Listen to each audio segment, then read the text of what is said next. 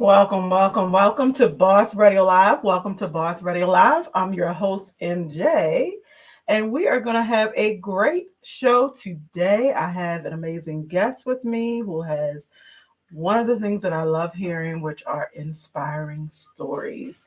Michaela S. Cox is with us today. And we are going to hear about her journey, her story. It's going to be great. So, make sure you guys share the episode, share the show today. But just in case, you guys, that you have not heard of Michaela and all the wonderful things that she is doing, here is a little bit about her. Michaela S. Cox is a faith-based author, speaker, and mother who writes and speaks about topics she is most passionate about, such as her faith, her own inspiring journey, and motherhood. Michaela's journey of a lifelong disability of legal blindness, divorce at age 26, and loss of her beloved husband at age 38 threw her into single motherhood. Through this path, she learned immensely valuable lessons that have helped her to thrive in all things, no matter what life throws her way. Michaela's passion for sharing her story has led to multiple publications, including Heartfelt Meditations, a ripple effect to revive our culture, Finding Grace Through Grief, and a recent TEDx Talk as she continues to show others how to navigate through the doorways of life while remaining empowered, thriving, and living their very best life.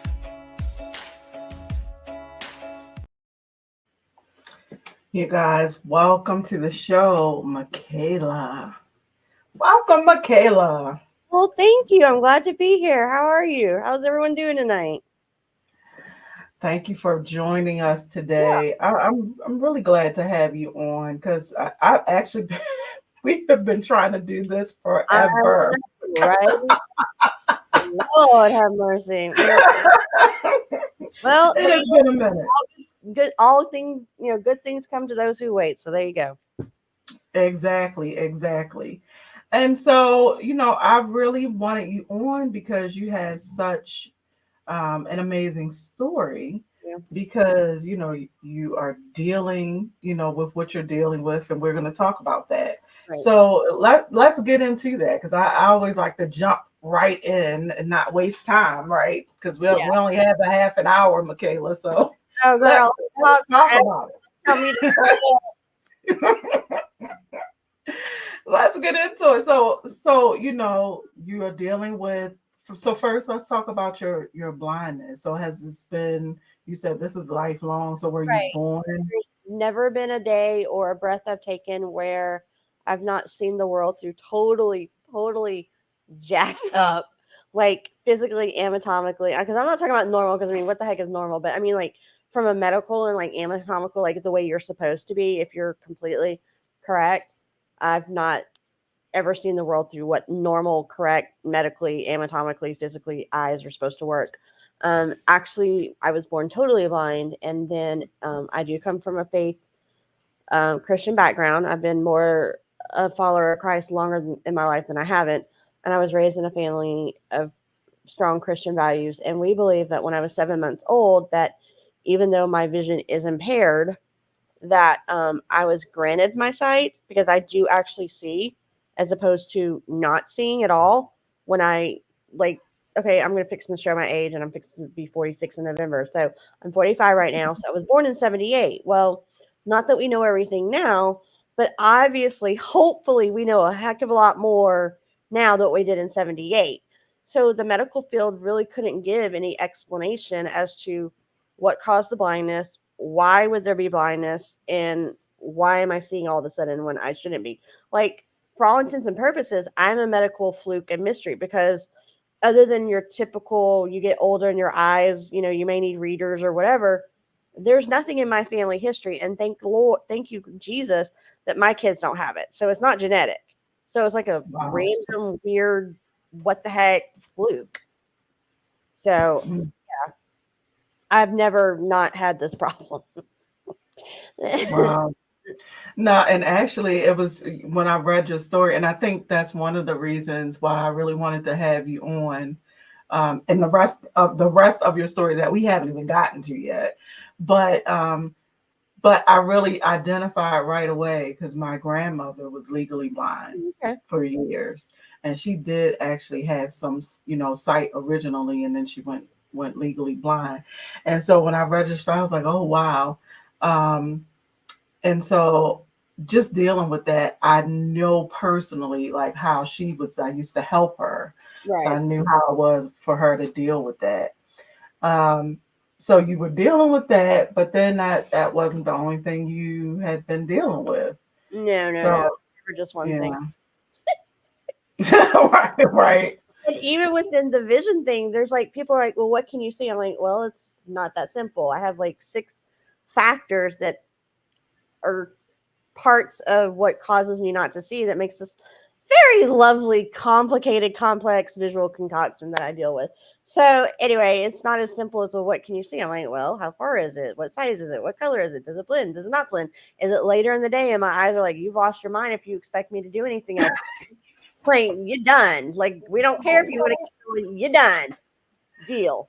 Or, is it small print? Is it, all these different factors, whatever. So it's not as simple as, well, what do you see? Well, you got to give me more than that.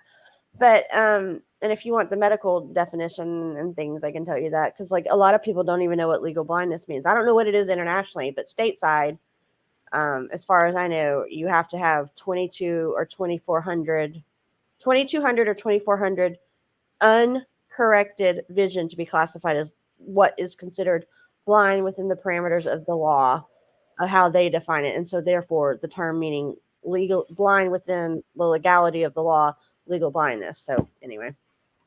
hmm, wow. And no, I don't drive. Y'all should all be grateful. Legal blindness and driving don't need to go together. I That I personally thank you for good all the people. question. Y'all are all welcome. The world's safer. Okay.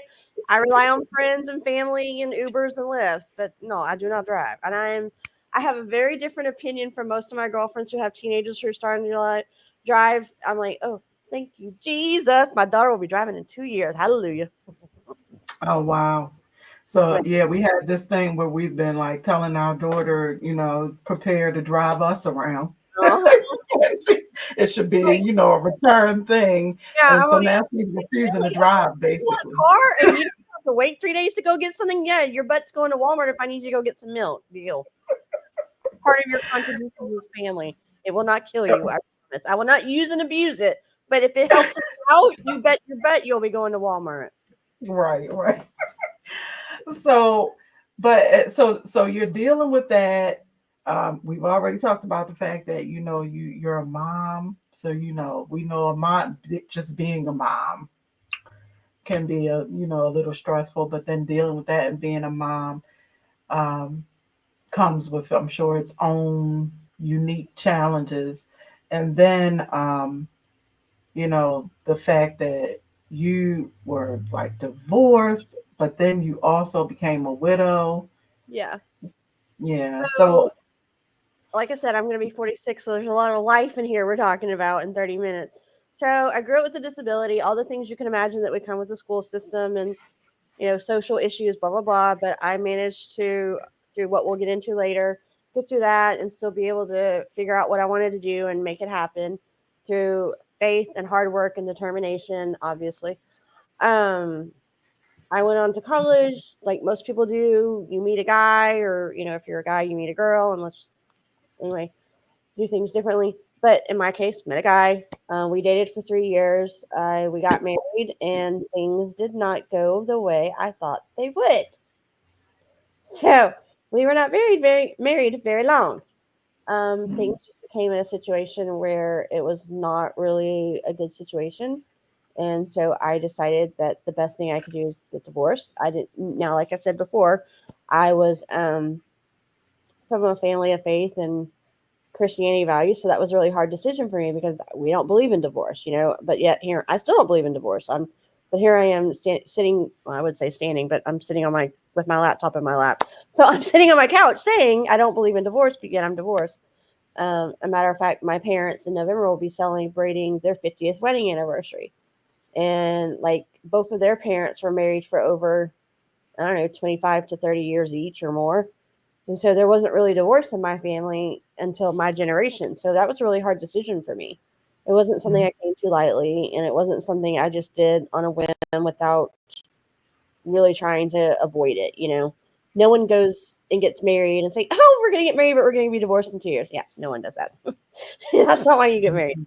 So that was not easy for me. And so I did that when I was 26. And then I was blessed and fortunate not long after getting divorced to meet the man that I would end up marrying in 2007, who was the love of my life. And then fast forward to 2017, I feel like podcasts sometimes are like Cliff Notes versions of people's life stories. You know what I mean? It's like you have to cram everything in. Like here's Cliff Notes speed version of whatever. But anyway, in 2017, he unfortunately, only after being together for 10 years, almost 10 years married and almost 12 years together, dating and marriage, passed away. And at that time, our children, because I didn't have children with my first husband, were 6 and 3. And now they are 14 and 11. Like, how did that happen? So here we are being 7.5 years into this journey of grief and loss. So what I call, in a humorous manner, my 38 triple D, not what everyone assumes that means, is disability, divorce, and death, all 3 Ds by the age of 38. So anyway. Wow. And I feel like we say, what doesn't kill you makes you stronger, which is true. But there's an author version of that. What doesn't kill you gives you a crap ton to write about. I have so much to write from all this. So that's why. But I feel like it's taught me a lot. I don't have all the answers. I won't ever know everything. I don't want to, because if you know everything, you don't have anything else to learn. You can't grow. But I do feel like we're also given what we're given for a reason. If nothing else, maybe to turn it into a message or a story to help other people on their own paths and journeys. So I can at least contribute and share what I have learned, and see where it might could help someone else in whatever they're going through.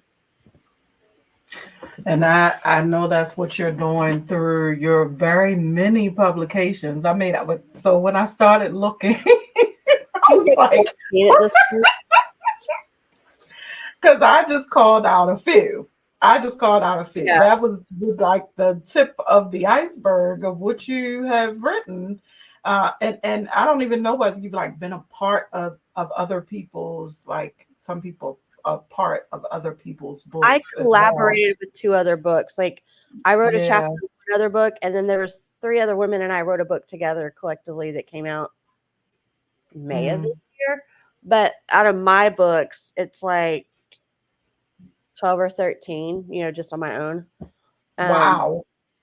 I juggle like 6 series right now that I'm authoring, and probably it'll eventually be 7 or 8. So yeah, anyway, I can't just do one thing. Okay, I'm going to need like a personal masterclass from you, Michaela, because I'm trying to finish one book, just one. I could honestly help you do that, and I really wouldn't mind it, like if we want to connect later after this, I can help you figure out what you need to do or what you may want to do. I don't mind doing that. I like doing that stuff. That's awesome. That's amazing. Like I'm working on a manuscript right now that I have to finish up, and I'm starting for 2025. And then anyway, I got to hopefully get 2 more books out this year, and then keep writing for 2025. And people ask me why I don't write 1 book a year. I'm like, well, if I did that, I would be dead before they were all written. I don't have time for that. Okay, like sorry, they have to write themselves. You're funny. I have my moments. Understood. So, okay. So what are you feeling like is really your message that you're sharing? Why you're writing these books? Literally, I've traveled a journey of what I said, the 38 triple D, disability, divorce, and death, of learning what it has taken to go from surviving to thriving. And yes, we all have challenges and we all have obstacles and struggles and valleys and, whatever verbiage you want to put on it, adversity, adversity. But when we come to those seasons of life, and it doesn't matter which kind it is, mine happens to be, the disability and the divorce, not so much the divorce anymore, but the disability and now grief and loss and raising two kids on my own. Those are mine. That doesn't mean what mine are going to be someone else's or someone else's are going to be mine. It could be medical, it could be financial, it could be personal, it could be relationship, it could be whatever, fill in the blank. But when you come to that point in your life when you're facing something and you have to make a choice, am I going to be a victim or a victor? Once you choose the victor and wanting to thrive and not just survive it, what it takes to do that is the same no matter what you're trying to overcome. Now, each obstacle may have its own idiosyncrasies that is going to look different from one person to the next, but the idea of overcoming is very much the same. So, therefore, what I have done in my own life, not just once, but twice, and still doing a third time and keep having to do, are very universal concepts that could be applicable and I think advantageous for just about anyone. Because unfortunately, whether we like it or not, first of all, no one's getting out of this life alive. And second of all, you're not going to escape the reality of having to be affected by, impacted by, influenced by, go through something. It's more of a question of not if, but when, and to what degree, how many, or what type. I would love to meet a person that could honestly say, which I doubt because they're probably lying, I have never, ever once had any struggle in my life. I'm like, okay, what golden lottery ticket did you get? Because you ain't like the rest of us. Anyway, so what I talked about, I think really could help a great deal of people.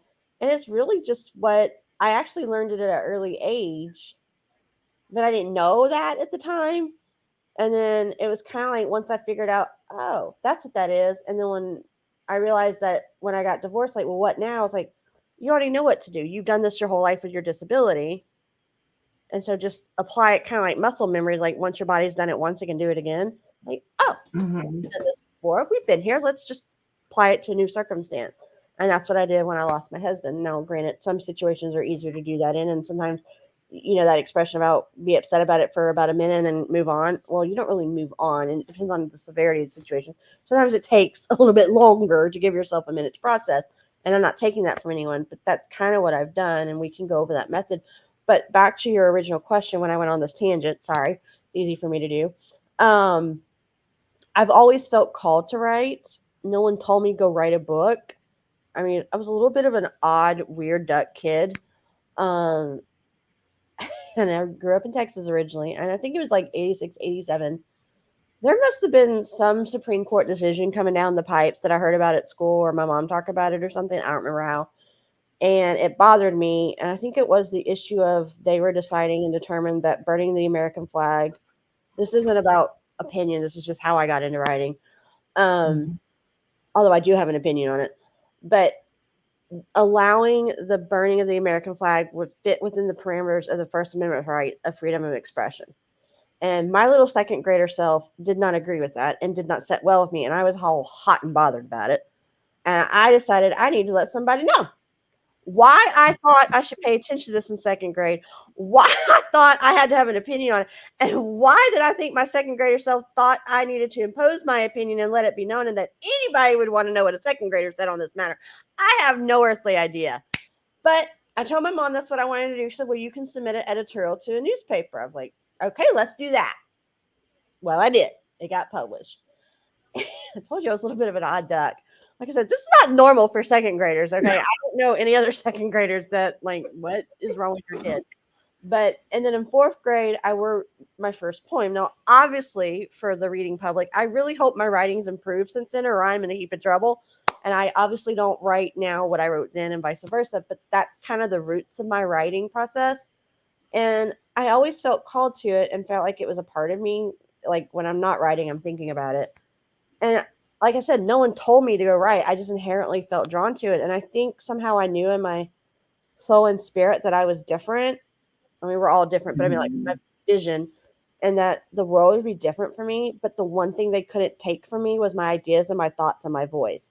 If I could always put it to pen and get out in the world, they could never take that from me. So I would always have that. So, I love that. but anyway, so yes, Mm. politics aside, that was like one of the first things I did with this editorial when I was in second grade. Well, if we could all just go ahead and publish our opinions. Wow, what an interesting Yeah, right.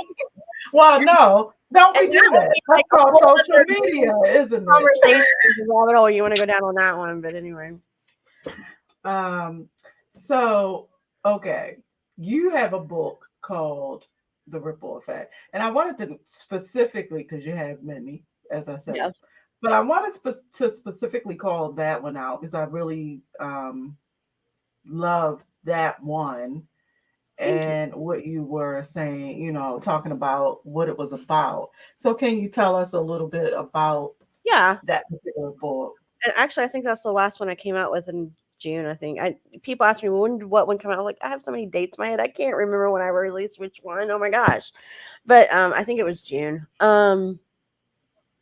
I don't know why I got in this idea in my head. And that's the one thing I will say before we get into that is the creative process is so interesting because you can be inspired by so many different things and how the inspiration comes to you and where you get your ideas from.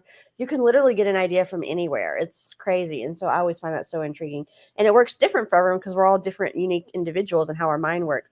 But True. I think that one came from church. Probably a lot of times that happens. I'll be sitting in church and hear a sermon and I'll get an idea. But anyway, one time I got a book when I was in the Atlantic Ocean with my kids at the beach, which I was like going, oh my gosh, please Lord, let this stay in my head till I can get to the beach and get my phone or get a pen because I'm not taking no phone or pen and paper into the Atlantic Ocean, people. Okay, that ain't gonna happen. But like that is not cool. And I was lucky; it stayed in my head and I got it written. So I was like, "Ooh, thank you, Jesus." But the ripple effect came from the idea of we all affect people and we all ripple out. And I feel like as Christians, we're called to be different and be the salt of the world and the light of the world and live differently and not being in the world, but not of the world. So being set aside and have our own way of showing our light and the Jesus words and how we're supposed to live. Now, we won't do it perfectly. I mean, I'm not perfect. I don't have all the answers. I'm not Jesus. Don't want to be Jesus. I'm not saying I'm Jesus. I'm me that he created me to be. But we still are given gifts and talents and things to be used for his purposes. And I think one of the ways we can do that is when you look at the words of Paul in Romans 12, 1 through 2, get tongue tied, sorry. What we're called to do in those scriptures about being transformed and not conforming and renewal, I think is one of the keys that helps us create that different ripple that will create waves that will equate to the influential ripple effect that ripples out from our actions and our choices to affect ones in our little pond, and then maybe our family's pond, and then our church's pond, our neighborhood pond, our city's pond, and eventually evolving into rippling out far enough, hopefully, the culture. Mm. And I love that idea. I love that idea because two reasons. And I was like, when I was listening to you explain that, I was thinking one that would, if I'm thinking about that and that's like front of mind, it would probably cause me to think deeper about the actions I take. Mhm. It And could be the small actions or it could be the big actions. It's like, think about mhm. when, and it came from the metaphor and the picture of, like, I don't know how many of y'all still actually go to a lake or remember childhood memories of going to a lake and skipping a rock in a pond, and then you saw the ripple effect. So Mhm. the pebbles we pick up of our choices are we choosing to live justly? Are we choosing to show acts of kindness? It could be a big thing or a small thing. It can be, are we choosing to think more positively? Are we, and then it affects our actions and our choices and our all the things. So whatever that looks like, it's still creating that ripple effect that is going to hopefully create a difference and revive the things that need to change in our culture, Right. individually Absolutely. and collectively. Yeah. That's the image you're talking about right Yeah. there. Yeah. And actually, I thought it was going to be a third book in that series. I'm actually writing what I decided to make part 2 of that book, but third book in that series. And then it'll be a third part, which would be book 4. Anyway, because I got a new idea while I was in church a few weeks ago, like I do. Which is a good problem to have, but I'm like, brain, really? Don't I have enough to write right now before you give me a whole nother? Okay, fine. I'll just write you down and get back to you when I get to you. Okay? Don't Well, distract me that from you what I'm on know currently. that just brings me to the part about he won't give us more than we can bear. Yeah. So you must be meant to put all of this out because Yeah. That's why I have my to goodness. there. So I'll keep working on it and knocking them down. So anyway, So I do. I make most people's head spins when I spout off my schedule and how much I'm juggling. They're like, okay, never mind. I'm like, well, you asked. Just how I work and how my world works and how my brain works. So it's kind of a scary place at times. isn't it for everyone? I mean, hey, my husband likes to talk about the movie Inside Out, the one about all the Oh, I love that people, movie. And we saw it this summer. Oh, it was great. I love those movies. all the people in our heads. Oh, yeah. What day is it? Oh gosh. Yeah. Uh, but anyway, so you have a particular um, viewpoint on, and I'm hoping I don't throw you off on this question, but you have a particular viewpoint on mindset, and I think it's part of It's this part of the. mantra, that the grace It is. mantra, and so I wanted you to like talk about that. Okay. Um, and these are the 5 things that I was mentioning I think are universal for once you decide to be an overcomer and a victor, not a Mhm. victim. It's what you're going to need to be able to overcome no matter what you're trying to overcome. Because overcoming is overcoming is overcoming. Um, and I was having a totally different conversation on a totally different thing I do with someone, and she was like, "Girl, you need to give yourself some grace." I'm like, "Yeah, I don't do that very well, especially but in grief, I learned to give myself grace." And I went, "Oh my gosh, grief, grace, grace." I have an idea. Anyway, so like, that's how it works. If you know me well enough, you can always tell when there's a brainstorm going up in this redhead. But and so I started thinking about it. I was like, okay, grace has 5 letters. Okay, these are the 5 steps. So yes, it does refers to God's grace, of course, but it's deeper than that. Well, you don't get any deeper than the concepts of theology, but I mean, as far as the analogy and the metaphor and the way I put it together. So outside of God's grace, when you look at the G, you're talking about the first step for me is I think when times are hard and in the valley and your world is getting shattered, like I said, this can apply to anyone. So it still works. But yes, I was talking about it in the context of grief and loss because that's when I was writing it from.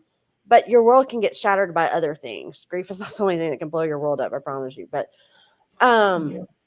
whatever is shattering your world, when your world does get shattered and you get in the life storms, you need something to hold on to. You need something to ground to steady you, or you'll get swept away by that storm. And for me, obviously, the first and foremost thing is my faith and my belief in God. I mean, I wouldn't be here. I wouldn't be able to have these conversations if it wasn't for that and his salvation. But it also can be someone's family or friends or a certain belief that they hold to that keeps them knowing, why am I here? What is my purpose? So find your grounding in this case, grief or your circumstances. So that's the G. The R is being in a faith perspective, redeemed to be redesigned, because none of us would be redesigned if we weren't redeemed. Okay. Mm. So I've often said that I'm not defined by my circumstances. I'd rather define it for myself. So, one, redeemed and having the ability to be redesigned, it has 2 parts to it. Obviously, we have to follow his compass and his will for our lives. But also, a lot of times that involves what are we going to do about it? So, you're given 2 analogies I like to use: a blank canvas, okay? Back in the day, people would get hired to do a commission to do an art project. And when you work for a boss, you don't necessarily get to make the rules. Okay. So you're told to do this. So you have to follow what they say. They may say, make this art in oil paintings, and you don't like oil colors. You would rather work with I don't know, acrylic or whatever. I'm not an artist.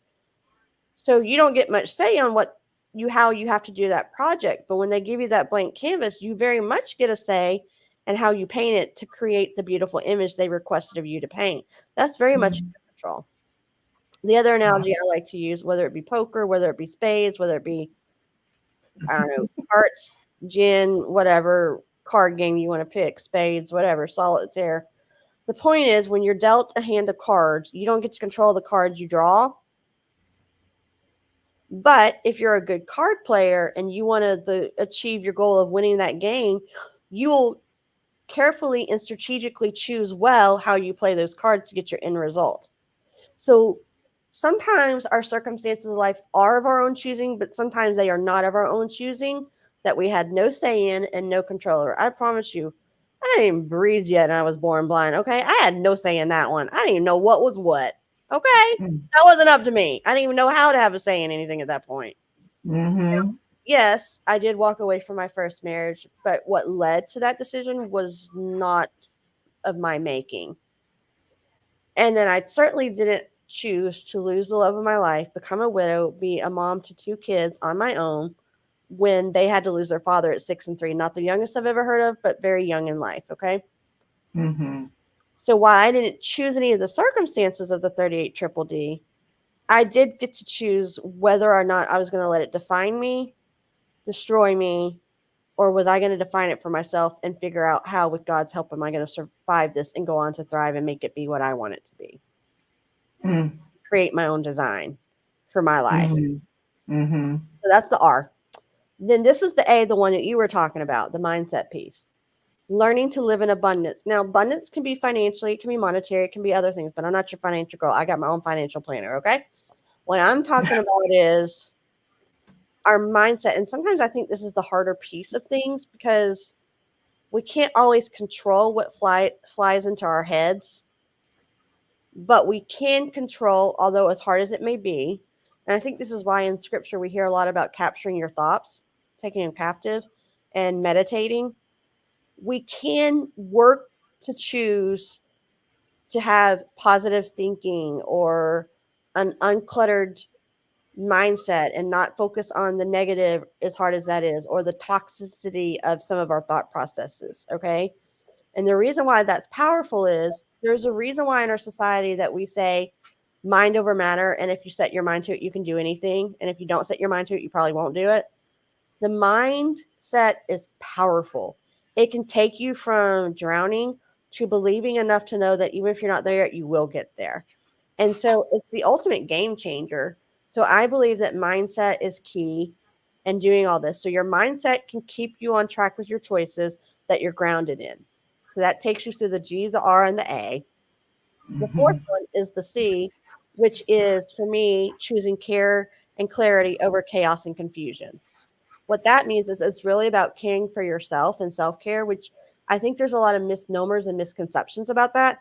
Everyone says Mhm. it's selfish. It's really not. It's actually you're doing yourself and everyone in your life a favor because Mhm. you're sane and you're Mhm. not running around burning 3 candles at the end of 6 wicks or whatever it is.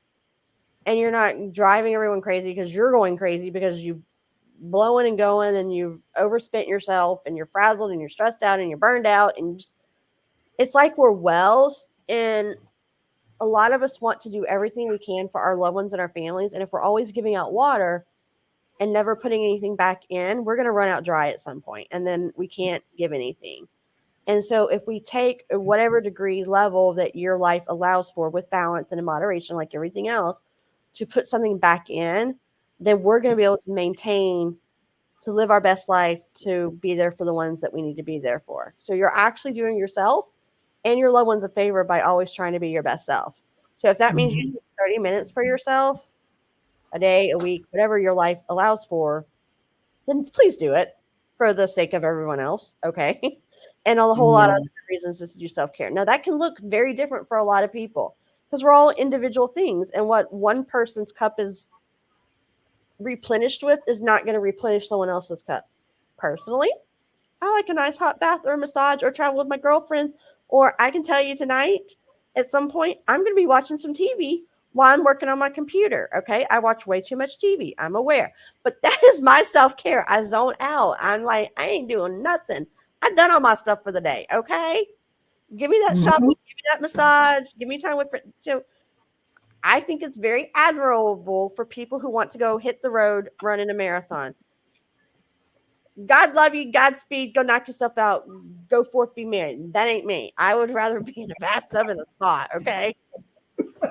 Now, I do see the value in physical activity and working out, but to me, that's not self care. That's work. My self care is relaxing. Okay.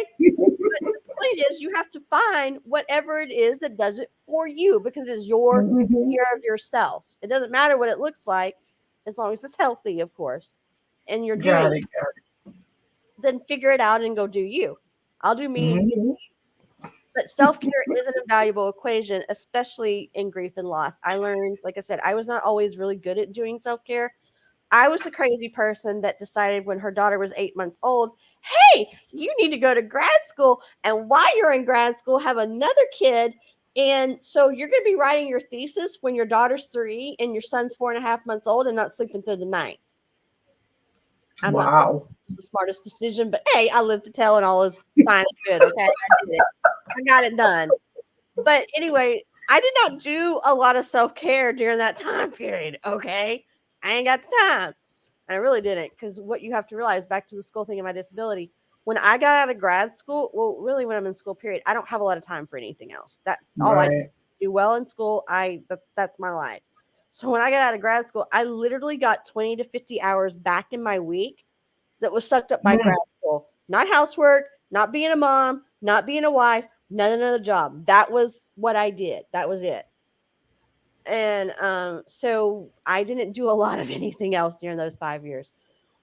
But I've learned, especially since being a widow and a single mom, and there's not as much as me to go around because you do everything, is as much as I may wish those dishes in the sink could magically poof go away with some fairy godmother wand or bewitch's nose or the laundry or the whatever else, I hate to burst anyone's bubble. It ain't going nowhere. It really, unfortunately, is not. As much as that sucks, the adulting will still be the adulting. The bills will still be there.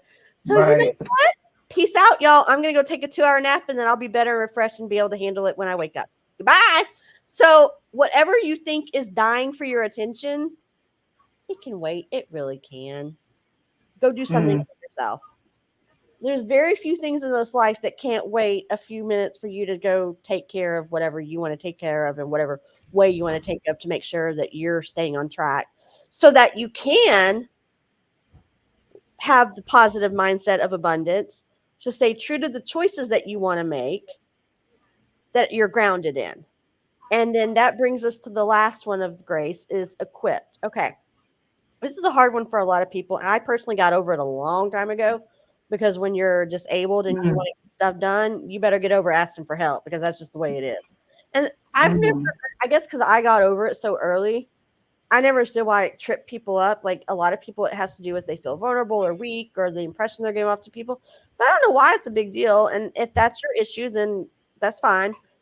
But it's no different from when we teach our kids in school. When you got a question, what do you do? Raise your hand, ask a question. That's all you're doing. You're saying, I need something. Where can I go and get it? And then you get what you need that equips you to do what you want to do, to get the care you need, to stay true to help your mindset stay healthy and positive, to keep you on track with your choices that you're grounded in. And I also want to say to people, think of it as like you're traveling. I love to travel, okay? You're not getting very far from your house or your apartment or wherever you live if you ain't got a plane ticket, a bus ticket, or gas in your tank in your car. I like to Mhm. try, you ain't going nowhere. And I really don't think on a trip you want to sleep in your car. So you better have somewhere to stay. So all you're doing, and when you're equipping yourself for whatever journey and thing you're trying to overcome, is getting the tools that you need in whatever area that it is so that you can have what you need to help you along your journey to do what it takes to reach the goal you're wanting and overcoming what you have to overcome. That's it. Right. Oh yeah. And I really believe in that one. The last thing you said especially, Yeah. the asking for help, because um, we will literally drown, some Mhm. of us, before we ask for help, And then it's because useless we're if so you're dead and used you to can't do nothing for handling nobody it. anyhow. Right, right. And sometimes And part of the equation of asking for help is being an advocate for yourself. exactly, like first, like be your first advocate. Exactly. Yes, So that's that's my that's equation, right. that even though I didn't word it that way back in the day, those are the things I used for my disability, still use for my disability, when I used to put my life back together after a crappy first marriage, and then what I'm having to do and still working on. Like I said, I'm further along in the grief and loss journey than I was at the beginning of it, but I'm still figuring some things out. But those are the keys Hmm. that I use to help me keep moving in the right direction on the journey. So Absolutely, I love that whole thing. That's amazing.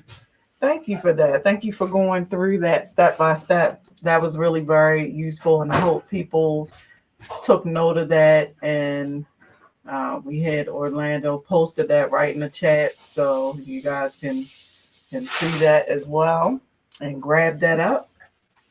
But thank you. It's been a half an hour. I told you it goes fast, right? I But you know got it all in. You stuffed it all in, Michaela. You got it. I talk fast even for a southerner. It's all good. It's all good. You got to So make I those know minutes and seconds count. exactly, exactly. So I know if folks want to, first of all, find any of your like 12, 13, 14, I Something like lost that. count. I don't even know. All of your books, Yeah, right? All of your many, many books, they're on and see Amazon. what's coming. See what's coming up Yeah.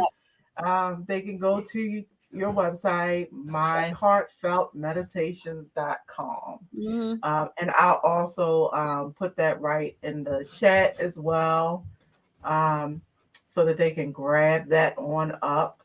Uh, but yeah, thank you just for being here today and for sharing your amazing story. Well, thank you. Well, Uh, thank you for having me. yes, and you are hilarious. I'm just watching the you, yeah, be laughing all day. You are Well, funny. I wasn't. I will admit that in middle school, well, it was called junior high when I was coming up, but middle school, whatever. 7th through 12th grade, I was in speech and drama. So hey, there you go. Okay, I got it. So thank you again, once again, for being a guest. I'm glad we were finally able to get you on. I think Yeah, it's been about 6, maybe proud 8 months for of real that we have been trying to do this. So It's just I'm the way it glad goes. that you. Life be laughing. Yes, thank you so much. Appreciate you and Well, I everything that you appreciate you for shared with the us today. opportunity to speak to your listeners and share what I feel like I'm called to share. So thank you.